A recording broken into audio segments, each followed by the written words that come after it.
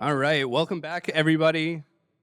Hope everybody had a good happy hour, got some good drinks, got to talk. Claps for the drinks. All right, so our next presenter is one of my favorite people in the HubSpot ecosystem. It's Kim Hacker. She is with Arrows, and she's going to be talking about how you can run customer success out of your CRM. So give a hand to Kim.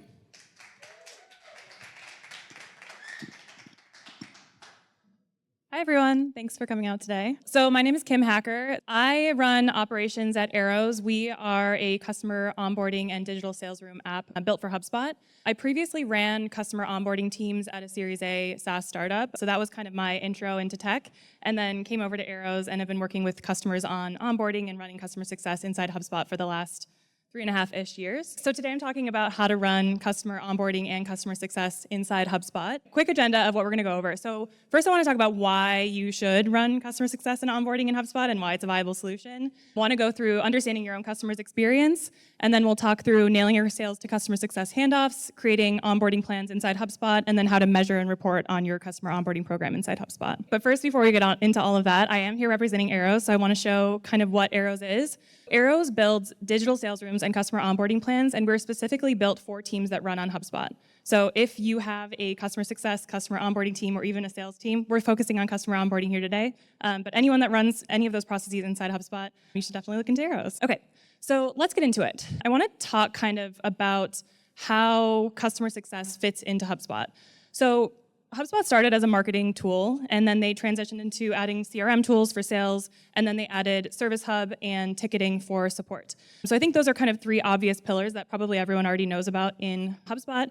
But how does customer success fit into that? If you're a SaaS company, that's part of your go-to-market program, and there really wasn't a great space for that before. We started talking about customer success in HubSpot about 2.5, 3 years ago, and we were kind of presenting hacky solutions to actually make things work inside HubSpot. But over the last year, Colette King is here. She's been leading the customer success tooling inside HubSpot, and they have really invested in customer success tools, including a customer success workspace specifically designed for customer success managers, and they've even built health scoring inside HubSpot. So it's actually a super close match to like a customer success platform if you're already familiar with those. And the kind of benefit of it is typically if you are running a success program in a separate tool, but your marketing, sales, and support teams were in HubSpot, you're just creating another silo, and you're creating, especially for customer success, they have no access to that information that's living inside HubSpot. So we are big advocates for kind of combining all of your go-to-market inside HubSpot, and that's what I'm going to show you today. So first I want to think about your own product or service and kind of what your customers are experiencing as they're going through the journey. So they are starting out in marketing, going through sales, and becoming a happy customer. This is kind of the ideal journey, is that they're kind of growing in their excitement along the way. But now I want you to think about the last time you purchased a new product or service and think about your experience there. I'm guessing it looked a little bit more like this. Like I said, I run operations, and then we have our CEO, Daniel, here. He and I are involved in a lot of buying products and services, and I hate to say it, but this is our experience most of the time. We get really excited during the sales process, excellent salesperson, and then quickly after sales, we start getting a little bit nervous and usually end up pretty angry, and if we do decide to stay as a customer, we're not super thrilled about it. So I would encourage everyone to kind of think through their own process of getting customers up and running and getting them to successful customers after sales, and think about what your process actually feels like to them. So I'm going to talk about how to fix all of that inside HubSpot and kind of get your internal processes running inside HubSpot. And the first step is to nail your sales handoff. So we heard from Clay and PandaDoc earlier about getting demand gen and sales and kind of getting your customers in the door. And now we're taking them to the next step, so nailing your sales handoff inside HubSpot. So where do sales handoffs go wrong? A lot of times what we're seeing, if people are not successfully setting up their post-sales processes inside a connected platform like HubSpot, is sales collects information during their calls, discovery calls, demos, all of that, and that information is never translated to the customer success team, which means customers have to answer the same questions over and over again, and that just leads to a lot of confusion and frustration. Your customers also don't get a personalized onboarding or success experience because there's no data to allow for any kind of customization. So everyone's kind of getting the same process over and over. And then a lot of times customers are stuck waiting and wondering what the next step is after sales. So they've signed their PandaDoc agreement, and then what happens next? You got to make that kind of part of the process clear. So a couple do's and don'ts with sales handoffs.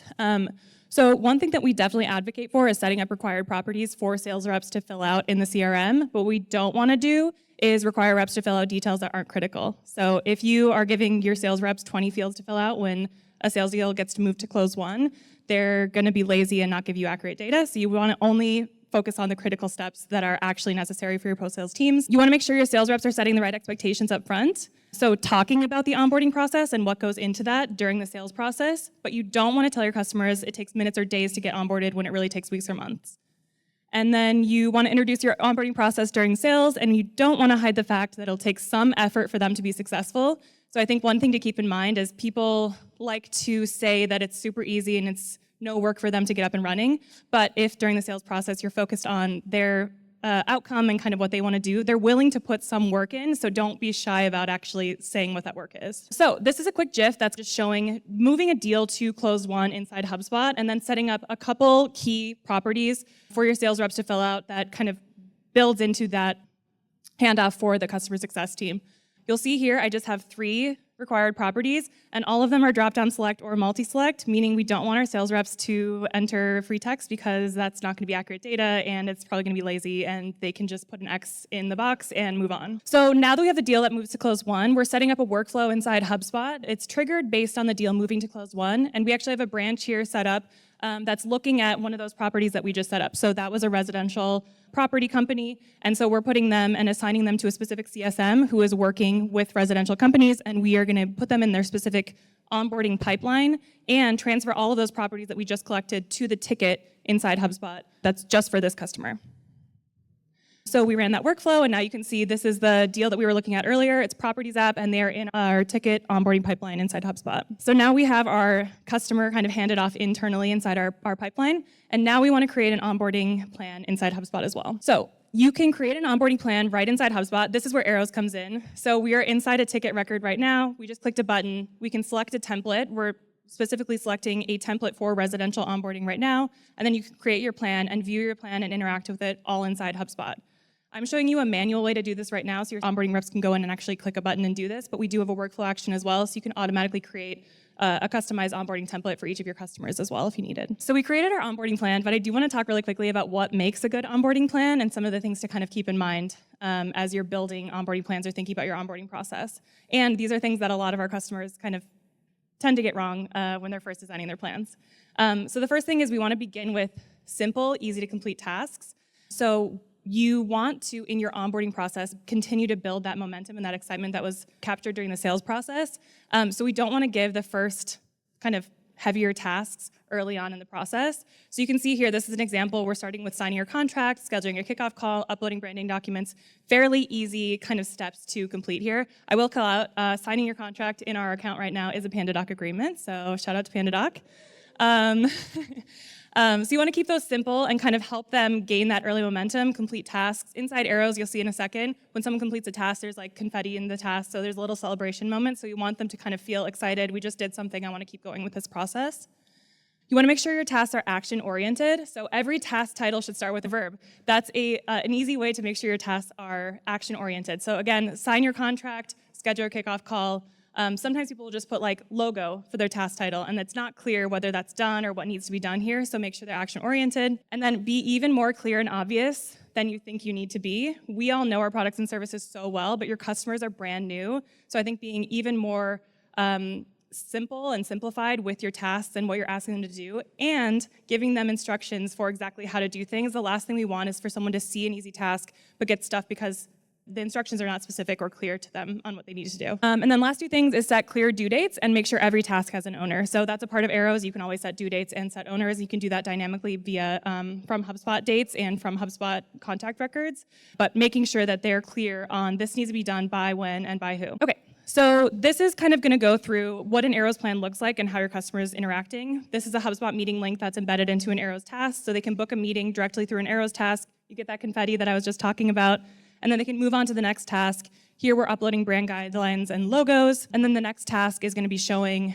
like an intake form or collecting information from your customers during the onboarding process. So it's super easy for them to fill out whatever information you want. All of that is happening inside Arrows, and that's kind of the UI that they're interacting with.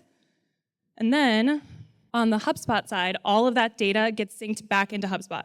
So we're syncing over 50 data points about your onboarding process and what's happening with your customers. Things like how many overdue tasks are there, how many days has it been since the plan started. All of those kind of data points are syncing into HubSpot over here on the left sidebar. And then in the middle, we have file submissions and form submissions. So anything your customer is filling out inside Arrows is going to live inside HubSpot. And then we also have this progress bar and kind of app card on the right sidebar that is showing an actual progress bar, how many tasks they've completed, and then you can also open and interact with the plan directly inside HubSpot as well. So that was like the individual ticket record inside HubSpot and kind of how you're managing onboarding inside that ticket record. But you can also use the Arrows data inside your pipeline, so your onboarding pipeline where all of your customers that are in onboarding are going to be living inside HubSpot.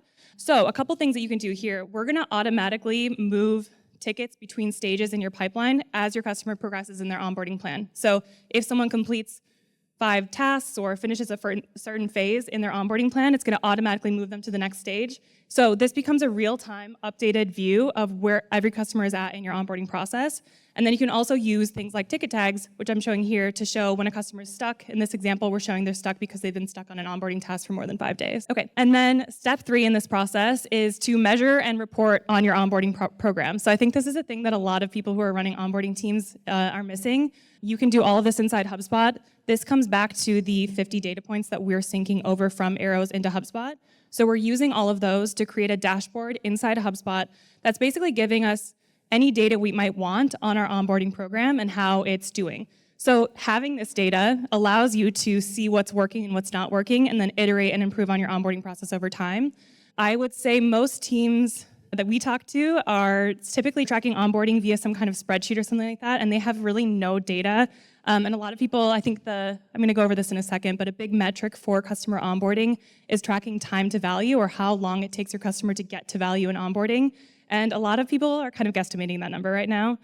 So this allows you to actually take a look at those metrics and then see how they're improving over time. So a few examples of what those reports look like. So this is one report that we have set up in HubSpot that, again, it's basically a really simple report inside HubSpot, but we're enriching those reports with Arrows data. So you can see here, this is showing us all customers that have overdue onboarding tasks. You can see the current task due date, the amount of time that they've been on the task, current task name, and current task assignee. So for a manager or an onboarding rep to come in, they can get a quick view of any customer that kind of needs that extra attention. And then this is coming back to that time to value or time to onboarding completion metric that I was talking about earlier. So these are 2 reports that, again, are just using basic Arrows data points. We have one data point that's basically time in onboarding total.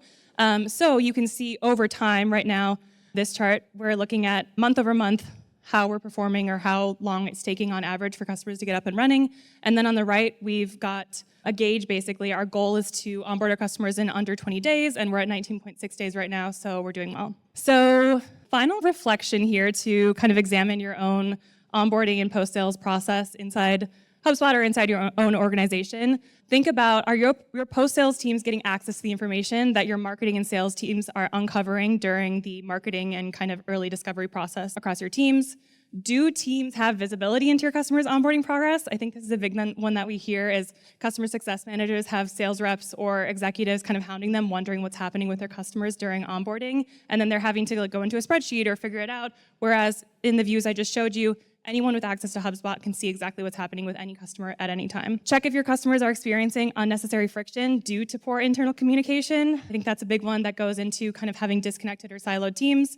And then the last one is, do you have the data that you need to improve your current onboarding and success processes? And again, this is where I think most people are probably lacking in some of that data. Cool, so one thing I did want to offer, we talk to onboarding teams all the time. I ran an onboarding team before, and we talk specifically to most of our customers about running onboarding inside HubSpot. So if anyone does want to chat through their onboarding process, you can scan this QR code. This goes directly to me. I would be chatting with you and happy to kind of run through it, whether it's a fit for Arrows or not, but just kind of looking through how are you running your process now, even if it's in a spreadsheet, and how can that be improved? Okay, final thought to leave you all with. The success of your customers starts with a seamless handoff, so make sure they feel supported and know the next steps and what they need to do next from day one.